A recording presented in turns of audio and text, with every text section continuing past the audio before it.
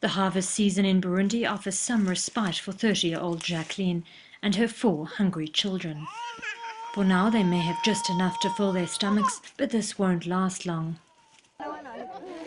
At a mass nutrition screening site such as this, Jacqueline's children were found to be underweight and small for their age. She was then referred to a community-based 12-day health education and nutrition course.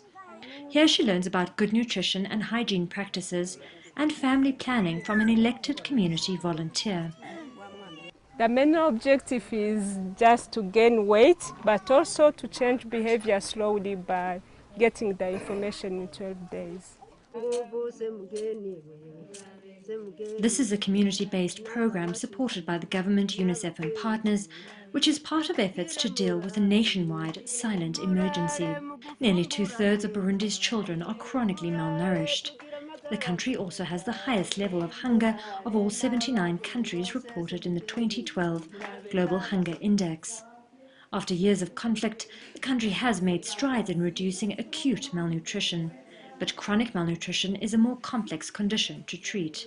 Acute malnutrition is when there is really a shortage of food, and you can see that the child is, skinny, and it's very obvious. But the chronic malnutrition is a long-term problem, so you cannot see the problem.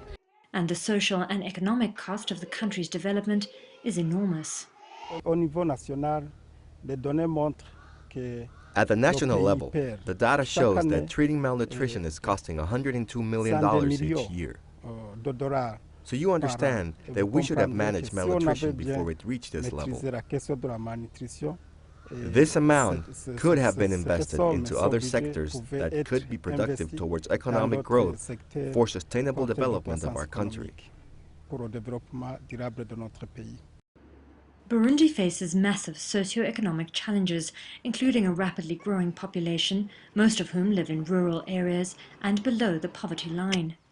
There is limited land available, which means families often cannot produce enough food, and also don't have information on how to combine available foods to ensure children get a well-balanced, nutritious diet. This is why malnutrition has now become a political priority, and the government recently joined the Scale Up Nutrition Initiative, a global force made up of private sector players, different ministries and UN agencies, all with the aim of addressing the world's nutritional needs.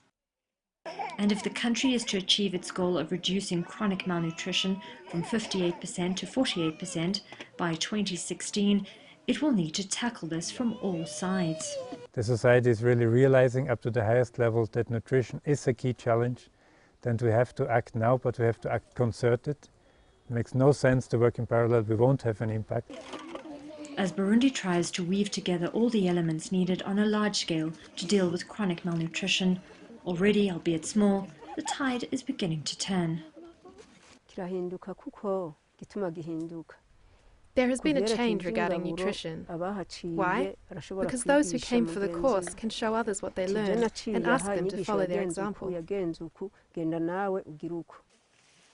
For Jacqueline, an end to day 2 of the course spells hope, mostly because she's now empowered with information and that she has some support in what is clearly a battle to keep her children alive and healthy.